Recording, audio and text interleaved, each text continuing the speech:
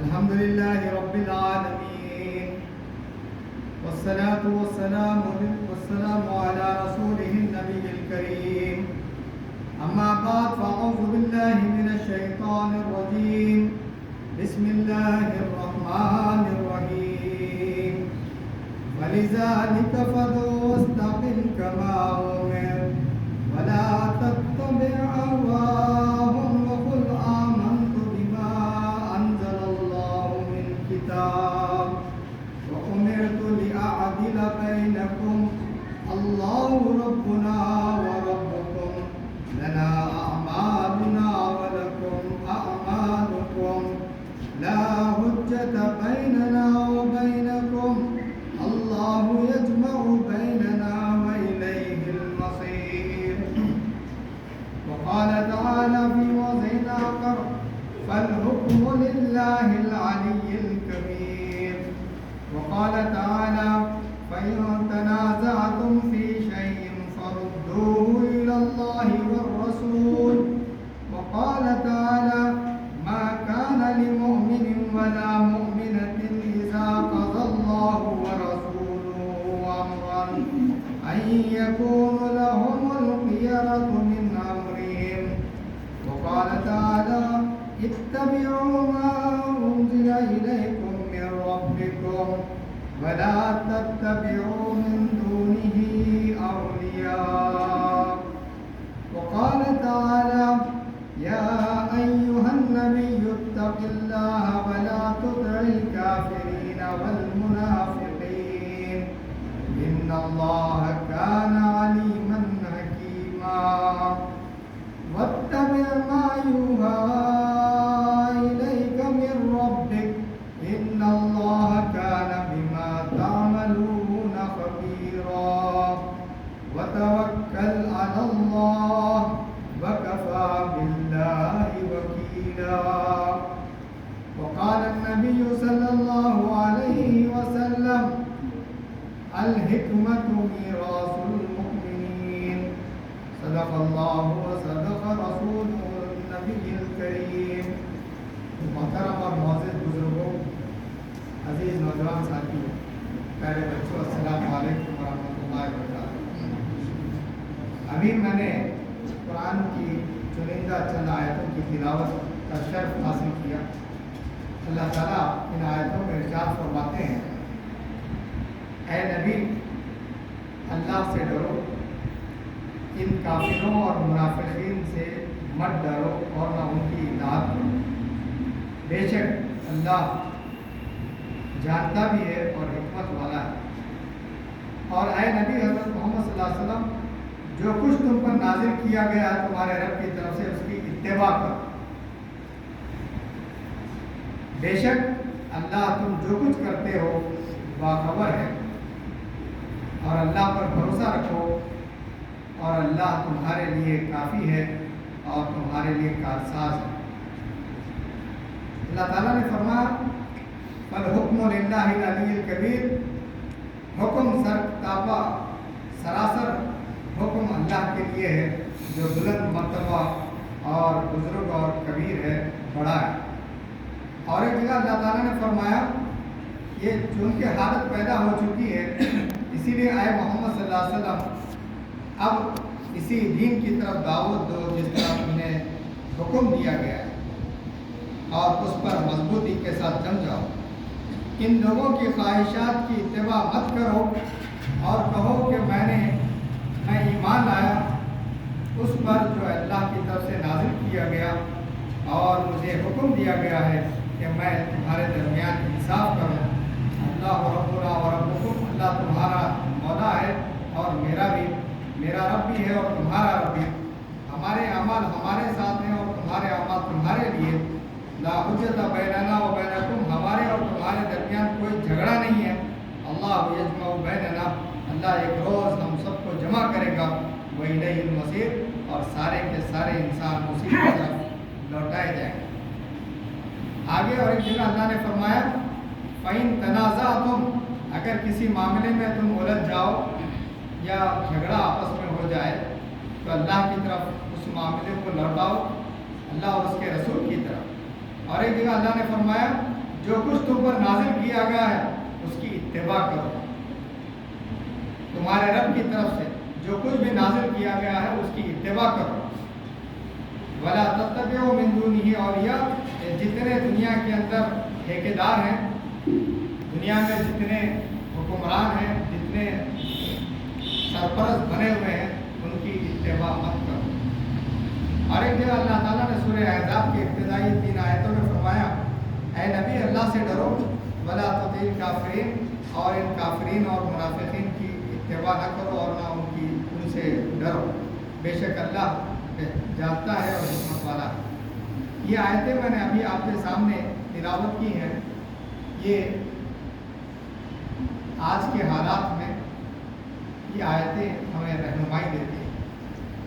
آج دنیا میں جتنے لوگوں کے ہاتھ میں اللہ تعالیٰ نے اختیار دیا ہے، اقتدار دیا ہے، حکومت دیا ہے، چاہے وہ ہندوستان کے ہوں، چاہے وہ دنیا کے کسی بھی ملک سے جن کا تعلق ہو، وہ سارے کے سارے حکمران وہ یہ سمجھتے ہیں کہ انسان غلام ہے اور ان غلاموں کو ان کے احکامات کی اتباع کرنا چاہیے۔ آج دنیا میں یہ ٹرینڈ چل رہا ہے، سارے حکمران اپنے آپ کو جیسے گدی پر بیٹھ جاتے ہیں، سمجھتے ہیں کہ اب میری حکومت ہے، میرا حکم چلے گا اور سارے انسانوں کو میری بات سننا چاہیے۔ کوئی اٹھا بمباری شروع کر دیا، چند ممالک اٹھے، چند ممالک کے اوپر بمباری کر دی، اقتدار پر آ گئے تو سمجھے کہ انہوں نے حکم، اقتدار میرا ہے، حکم میرا ہے۔ اللہ تعالیٰ نے جو اپنے 2 ناموں کا تذکرہ میں نے قرآن کے اندر جو کیا ہے، خاص طور پر ایک ہے اسم ذات اور دوسرے ہے اسم صفات۔ اللہ تعالیٰ کی اسم ذات اللہ ہے، رب ہے، اور صفات میں حی ہے، قیوم ہے، قدیر ہے، حکیم ہے، مختلف جو نام 99 اللہ کے نام ہیں وہ اسماء صفات ہیں، اللہ کے صفاتی نام ہیں۔ لیکن جہاں رب اور اللہ کا جب تذکرہ ہوتا ہے تو یہ 2 نام پرٹیکولرلی اللہ تعالیٰ نے اپنے لیے استعمال فرمائے، اور ان دونوں ناموں کے میں نے معنی گزشتہ جمعہ میں بیان کیے ہیں۔ رب کے ایک معنی آپ کو معلوم ہے، بتایا میں نے کہ اس کے معنی پالنہار کے ہیں، دوسرے میننگ یہ ہے کہ وہ بادشاہ ہے، اور تیسرے میننگ ہے حکم اسی کا چلے گا زمین کے اوپر۔ چوتھے رب کے معنی ہیں مالک اور اونر کے، میرے جسم کا، میرے روح کا، میرے کائنات کا، اس پوری کائنات کا، پورے انسانوں کا اگر کوئی مالک ہے، اونر ہے تو اللہ تعالیٰ ہے۔ حکم کس کا چل رہا ہے؟ مجھ پر، میرے جسم پر، سارے انسانوں کے جسموں پر، روحوں پر، ساری زمینوں پر، پوری یونیورس پر، کائنات پر حکم اگر کسی کا چل رہا ہے تو اللہ تعالیٰ رب العالمین ہے، سارے عالموں کا رب ہے۔ جتنے یونیورس، ملٹیورس دنیا کے اندر پائے جاتے ہیں، کہکشانیں ہیں، کائناتیں دنیا میں جتنی زمین کے آسمانوں پر جتنی پائی جاتی ہے، اس کا اصل اونر اور مالک اللہ تعالیٰ۔ حکم کس کا چلے گا؟ اللہ تعالیٰ قرآن میں اعلان کرتا ہے وَلِلَّهِ الْحُكْمُ، سارے کا سارا حکم اگر کسی کو ہے، اختیار کسی کو ہے حکم کا تو اللہ کو ہے۔ حکم کسی کو دینے کا اختیار نہیں ہے، سارے انسانوں کا کام یہ ہے کہ اس کے احکامات کو بے چون و چرا قبول کریں اور اس کے سامنے سر جھکا دیں، چاہے وہ مسلمان ہو کہ غیر مسلم۔ اس لیے کہ اونر اللہ تعالیٰ ہے، مالک اونر ہے اللہ تعالیٰ ہے، جسم کا مالک اللہ تعالیٰ ہے۔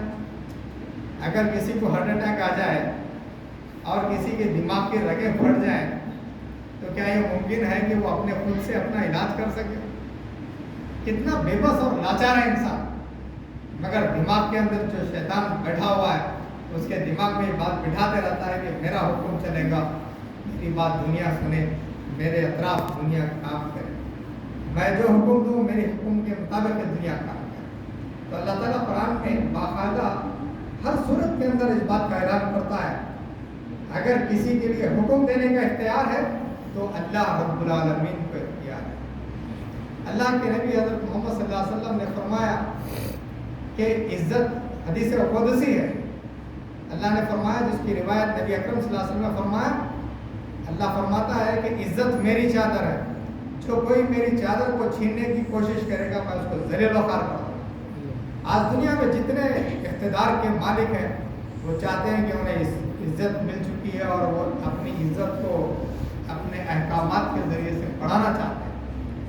آج دنیا میں دیکھیں گے جتنے لوگ ان حرکتوں کے اندر ملوث ہیں، ذلیل و خوار ہو رہے ہیں، دنیا میں ان کی کوئی عزت نہیں پائی جاتی، لیکن چونکہ اقتدار ہے تو اقتدار کے نتیجے میں وہ اپنا سکہ رائج کرنے کی وہ لوگ کوشش کرتے رہتے ہیں۔ تو اللہ تعالیٰ مختلف مقامات پر جو چیز ہمیں تعلیم دیتا ہے، ہمارے ذہن کو بناتا ہے، ہمارے فکر کو بناتا ہے، وہ یہ ہے، اے مومن جو مجھ پر تو نے ایمان لایا تو مجھ پر بھروسہ کیا، اے مسلمان جو تو نے میری اطاعت کا وعدہ کیا، جو تو میرے سامنے سر تمہیں جھکانے کا وعدہ کیا، تو سب سے پہلے اس بات کو اپنے ذہن میں بٹھا دے کہ اگر کسی کا حکم چل سکتا ہے اس زمین کے اوپر، اس زمین کے اوپر کسی کا حکم نافذ ہو سکتا ہے، اس زمین کے اوپر کسی کے حکم کے نتیجے میں انسانوں کو امن اور سکون مل سکتا ہے تو اللہ رب العالمین کا حکم۔ اس سے ہٹ کر جتنے قوانین انسان بنائیں گے وہ سارے کے سارے قوانین سے انسانوں کو سکون نہیں ملے گا، انسانوں کو اطمینان نصیب نہیں ہوگا، انسانوں کو کامیابی نصیب نہیں ہوگی۔ اس بات کو اللہ تعالیٰ واضح کر دینا چاہتا ہے۔ میں نے جو آیت آپ کے سامنے ارشاد پڑھی ہے، اللہ تعالیٰ فرماتے ہیں وَتَوَكَّلْ عَلَى اللَّهِ، تم اے نبی اللہ پر بھروسہ رکھو، وَكَفَى بِاللَّهِ وَكِيلًا، تمہارے لیے اللہ کافی ہے۔ پھر فرمایا وکیل ہے، اللہ تعالیٰ تمہاری طرف سے وکالت کرتا ہے، تمہارا کیس کو وہ لڑتا ہے۔ ہمارا جو بنیادی کام ہے وہ یہ ہے کہ ہم اپنے سر کو اللہ کے سامنے جھکا دیں۔ اللہ نے جتنے احکامات دیے ہیں بے چون و چرا قبول کر لیں، اس کے اندر کوئی کمپرومائز نہیں کریں، اس کے اندر ہم کوئی لہت و لال نہ کریں۔ اللہ نے حکم دے دیا نماز کی تو نماز پڑھیں، اللہ نے حکم دے دیا برائی سے رکنے کی تو برائی سے رک جائیں، اللہ نے حکم دے دیا ہمیں کہ یہ حلال کمائیں تو حلال کمائیں، اللہ نے حکم دے دیا حرام سے بچے تو حرام سے بچ جائیں۔ اس لیے کہ میں وعدہ کیا ہوں کہ میں مسلم ہوں، مسلم کا مطلب اطاعت کرنے والا، سرنڈر ٹو اللہ، میں سرنڈر ہو چکا ہوں اللہ کے سامنے۔ مومن کیا ہے؟ بھروسہ کرنے والا۔ مومن کے معنی کیا ہے؟ بھروسہ کرنے والا۔ کس پر بھروسہ کرتا ہے؟ اللہ پر۔ میرا رب جتنے بھی احکامات دیا ہے وہ سارے کے سارے احکامات پرفیکٹ ہیں، وہی اس زمین کے اوپر نافذ ہونے کے لیے ضروری ہے۔ اس سے ہٹ کر جتنے بھی قوانین انسان بنائیں گے وہ سارے کے سارے قوانین انسانوں کو نقصان پہنچائیں گے، انسانوں کو تباہ و برباد کریں گے۔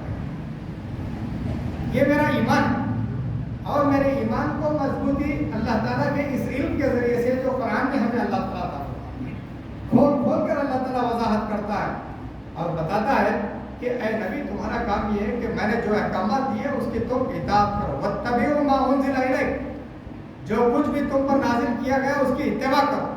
نبی کو حکم دیا جا رہا ہے، نبی بمنزل رسول اس زمین پر بھیجے گئے، وہ انسان ہے لیکن ان کا پوزیشن، مقام اور مرتبہ، اسٹیٹس وہ رسول ہے۔ اس زمین کے اوپر اللہ نے جو لا دیا ہے، جو قانون دیا ہے، اس قانون کو نافذ کرنے کے لیے وہ بھیجے گئے۔ ہم کیا ہیں؟ ہم ریپریزنٹیٹیو ہیں، اسلام کے نمائندے ہیں۔ ہم نمائندے اس بات کو اچھی طرح سمجھ جائیں کہ لا گیور اللہ ہے، لا امپلیمنٹر اللہ کا رسول ہے۔ اللہ نے جو قوانین دیا ہے اس کو نافذ کرنے کا اختیار اللہ تعالیٰ نے اپنے رسول کو دیا ہے۔ شریعت اللہ نے اپنے رسول کے ذریعے سے کیا ہے۔ سیدنا ابوبکر صدیق رضی اللہ تعالیٰ جب خلیفہ بنائے گئے تو انہوں نے کہا میں کوئی نیا دین، نئی راہ پیدا کرنے کے لیے نہیں بنایا گیا، اللہ اور اس کے رسول نے جو قانون دیا ہے، جو دین دیا ہے اس پر میں چلوں گا۔ اگر میں اس راہ سے رتی برابر بھی ہٹ جاؤں تو مجھے تلوار کی نوک کے ذریعے سے درست کر دیا جائے۔ یہ فرسٹ سیریمن تھا جب آپ امیر بنائے گئے، اس وقت انہوں نے جو خطاب کیا تو انہوں نے کہا کہ میں اللہ اور اس کے رسول کی اتباع کرنے والا ہوں، میں کوئی نیا دین پیدا کرنے والا نہیں ہوں۔ اگر میں کہیں نظر آ جائے کہ غلطی کر رہا ہوں تو مجھے بتائیے، نصیحت کیجیے اور اگر میں غلطی پر جم جاؤں تو میرے راستے سے اپنے تلوار کے نوک کے ذریعے سے عمر فاروق رضی اللہ تعالیٰ عنہ خلیفہ بنائے گا. انہوں نے کہا میں کوئی نیا دین پیش کرنے کے لیے خلیفہ نہیں بنایا گیا ہوں, میں اللہ اور اس کے رسول کے دین کی اتباع کروں گا, اس سے ہٹ کر کوئی اور راستہ پر چلنے والا نہیں. عثمان غنی رضی اللہ تعالیٰ عنہ جب خلیفہ بنے تو پہلے سرمن کے اندر خطاب میں انہوں نے بھی یہی کہا اللہ اور اس کے رسول نے جو راستہ بتایا ہے, جس دین پر آپ چلے ہیں اس سے ہٹ کر میں چلنے والا نہیں ہوں, چاہے میری جان چلے جائے. اور اسی کا نتیجہ ہے کہ سیدنا عثمان غنی رضی اللہ تعالیٰ عنہ اپنے جان کا نذرانہ پیش کیا, لیکن اس دین کے اندر اختلافات کو پروان چڑھنے سے روک دیا. سیدنا علی کرم اللہ وجہ خلیفہ بنے تو آپ نے بھی یہی کہا کہ میں کوئی نیا دین, نیا راستہ, نئے احکامات کو دینے والا نہیں ہوں, بلکہ اللہ اور اس کے رسول نے جو احکامات دیے ہیں ان احکامات کی پیروی اور اتباع کرنے والا. یہ تعلیمات ہم کو اس زمین کے پیارے بندوں کے ذریعے سے ملی, اس زمین کے سب سے پاکیزہ بندوں کے ذریعے سے یہ تعلیمات ہمیں ملی. اور ان تعلیمات کو دینے کے ساتھ ساتھ اللہ تعالیٰ بتاتا ہے کہ میں نے یہ جو تعلیمات دی ہیں یہ تعلیمات سارے کے سارے لاجیکل ہیں, عقل کو اور دل کو سکون اور اطمینان دینے کا. کہیں دل میں اڑچن نہیں پیدا ہوں گے, رکاوٹ نہیں پیدا. اللہ تعالیٰ فرماتا ہے کہ آپ دیکھیں گے کہ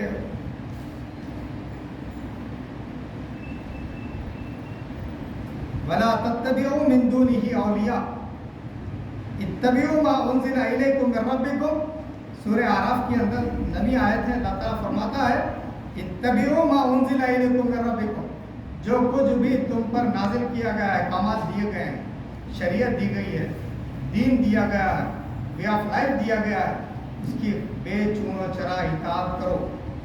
وَلَا تَتَّبِعُوا مِن دُونِهِ أَوْلِيَاءَ. دنیا میں جتنے گائیڈ بن رہے ہیں, سرپرست بن رہے ہیں, حکمران بن رہے ہیں یا اولو الامر بن رہے ہیں, جن کے احکامات پہ دنیا چلتی ہے, ان کی اتباع مت کرو. اللہ تعالیٰ واضح الفاظ میں یہ بات بتاتا ہے. یہ اس لیے بتاتا ہے کہ ہماری اور آپ کی وابستگی اللہ تعالیٰ سے. نبی صلی اللہ علیہ وسلم کی پوری زندگی پر اگر میں اور آپ غور کریں گے تو ہم کو 2 پوائنٹ فارمولا ملتا آپ دیکھیں گے. پہلا فارمولا یہ ہے کہ نبی اکرم صلی اللہ علیہ وسلم اپنی پوری زندگی میں اپنا اور اللہ کا تعلق مضبوط کرتے. تعلق باللہ کو نبی اکرم صلی اللہ علیہ وسلم نے مضبوط کیا. میرا میرے رب سے تعلق, نبی بحیثیت نبی اللہ سے تعلق, نبی بحیثیت انسان اللہ سے تعلق. اس لیے کہ وہاں بیویوں سے تعلقات ہیں, بچوں سے تعلقات ہیں, معاملات ہیں, لین دین ہیں, رشتہ داریاں ہیں. تو ساری چیزوں کے اندر انسان اپنا ایک دل رکھتا ہے. نبی اکرم صلی اللہ علیہ وسلم نے فرمایا اے اللہ میرا دل تو عائشہ کی طرف لپکتا ہے, میں اس پر آپ سے معافی چاہتا ہوں.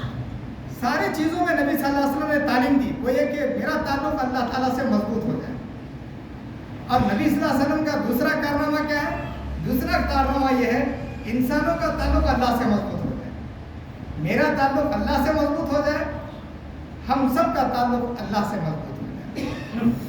یہ نظر تھی نبی اکرم صلی اللہ علیہ وسلم کی, یہ تعلیم تھی ہم کو اللہ تعالیٰ کے نبی حضرت محمد صلی اللہ علیہ وسلم نے عطا فرمایا. یہ میرا بھی کام ہے, آپ کا بھی کام ہے, سارے انسانوں کا کام ہے کہ میرا تعلق اللہ سے دن بدن ہر لمحہ مضبوط ہو جائے انشاءاللہ. اور میرے اطراف جتنے لوگ ہیں, چاہے میرے بیوی بچے ہوں, چاہے رشتہ دار ہوں, دوست احباب ہوں, ان کا بھی تعلق اللہ سے مضبوط ہو جائے. اس لیے کہ دنیا ہمیشہ رہنے والی چیز نہیں ہے, یہ دنیا سدا بہار نہیں ہے. یہ دنیا میں گرما بھی ہے, سرما بھی ہے, بارش بھی ہے اور بہار بھی ہے. ان سارے زندگیوں کے اندر سے گزرتے ہوئے ہمیں پھر اللہ کے دربار میں حاضر ہونا ہے. یہ بھول نہ جانا ہے کہ دنیا کے اندر اگر کسی کا اقتدار باقی ہے تو اللہ تعالیٰ کا باقی ہے, حکم کسی کا ہے تو اللہ تعالیٰ کا ہے. اطاعت بحیثیت مسلمان ہمیں کسی کی کرنا ہے تو وہ اللہ سے کرنا ہے, اللہ کی کرنا ہے. حکمران مختلف قوانین جاری کر سکتے ہیں, وہ سمجھتے ہیں کہ دے آر لا گیورس, نئے نئے قوانین بنا سکتے ہیں وہ لوگ, टेम्पररी अथॉरिटी है, लेकिन अल्टीमेटली आपको और मुझे इताअत करना है। उनकी बातों की इताअत हमारे अपने पर्सनल लाइफ के अंदर उनको इस बात की इजाज़त नहीं है कि वो मुदाखलत करें। अपने अथॉरिटी का वो नाजायज़ फ़ायदा उठाना चाहते हैं, लेकिन अगर कोई डट जाए, मुकाबला करे, अल्लाह फरमाता है कि मैं वकील हूँ तुम्हारी तरफ से, मैं तुम्हारी तरफ से वकालत करूँ, तुम्हें कामयाब करूँ। इस ज़मीन पर अगर किबरियाई अगर किसी की है तो अल्लाह रब्बुल आलमीन की। इस किबरियाई को बुलंद करने का मुझे और आपको हुक्म दिया गया है। ये अल्लाह अकबर क्या है? एक बच्ची ने आवाज़ बुलंद किया, उसकी अदा को इतना पसंद किया गया, सारे दुनिया के ईमान जाग गए। क्यों? हमारा ताल्लुक अल्लाह से मजबूत है, हमारे दिल में जोश और जज्बा पैदा हो गया, एक दिल को सुकून मिला के एक किबरियाई को अल्लाह की बुलंद करने वाली हमारी एक बेटी और एक हमारी बहन किस बेहतरीन अंदाज से अल्लाह की किबरियाई को बुलंद किया। हिफाजत रब्बे कौनो मकान करता है, इसलिए कि अल्लाह ने फरमाया मैं तुम्हारी तरफ से वकालत करूंगा और मैं तुम्हारी हिफाजत करूंगा। तो हमें अल्लाह के अहकामात की इताअत करना ज़रूरी है, और उन अहकामात से हटकर हमारी ज़िंदगी किसी और की इताअत नहीं करेंगी। इसी का नतीजा है मुसलमान। बहैसियत के मुसलमान हमें इस बात को कबूल करना है कि मेरी ज़िंदगी का मकसद तेरे दीन की सरफराजी, मैं इसीलिए मुसलमान, मैं इसीलिए नमाजी। मैं अगर किसी के हुक्म की इताअत कर सकता हूँ तो अल्लाह के हुक्म की, अल्लाह के रसूल की इत्तबा कर सकता हूँ, इससे हटकर कोई और काम नहीं करूँगा। ये अज़्म, ये हौसला मैं और आप पैदा कर लेंगे और इस शऊर के साथ हम ज़िंदगी बसर करेंगे, तो फिर अल्लाह ताला हमसे इस दुनिया को तब्दील करने का काम इंशाअल्लाह। अज़्म और हौसले के बगैर दुनिया में कोई चेंजेस नहीं आ सकते। तू भी सही और मैं भी सही, ये नामुमकिन है। आज दुनिया के जितने मल्टीनेशनल कंपनीज हैं उनके अपने क़वानीन हैं। जाने के बाद अंदर चड्डी पहन लेके फिरो, जॉब के अंदर चड्डियाँ पहन लेके फिरो, सब पहन के फिरो, कानून है उनका, जो चाहे करो। इताअत करेंगे, इताअत अल्लाह की करेंगे, अल्लाह के रसूल की करेंगे। हम अय्याशी के अड्डे दुनिया ने बना दिया कि हम उसकी इताअत करेंगे, हम इताअत करेंगे। ऐश जन्नत में रखा गया है, ये दुनिया आराम का नहीं है, ये दुनिया मेहनत का और ये दुनिया अमल का मुकाम है। यहाँ मैं अपने रब को राज़ी करूँ, मेरा ताल्लुक़ मेरे रब से ताल्लुक़ बिल्ला मजबूत हो जाए, इंसानों का ताल्लुक़ भी अल्लाह से मजबूत हो जाए, मेरी पूरी जद्दोजहद का मरकज़ और महवर ये बन जाए। मैं अल्लाह ताला से दुआ करता हूँ कि इन बातों को हम समझें और इन बातों पर हम सब अमल करें। अल्लाह हमें तौफीक दे, पसंद फरमा, राज़ी हो जा, मग़फ़िरत फरमा, हमें जन्नत की फिरदौस नईम वल आला में जगह अता फरमा, नबी अकरम सल्लल्लाहु अलैहि वसल्लम की जन्नत में शोबत अता फरमा। अल्लाहुम्मा सल्लि अला मुहम्मद व अला आलि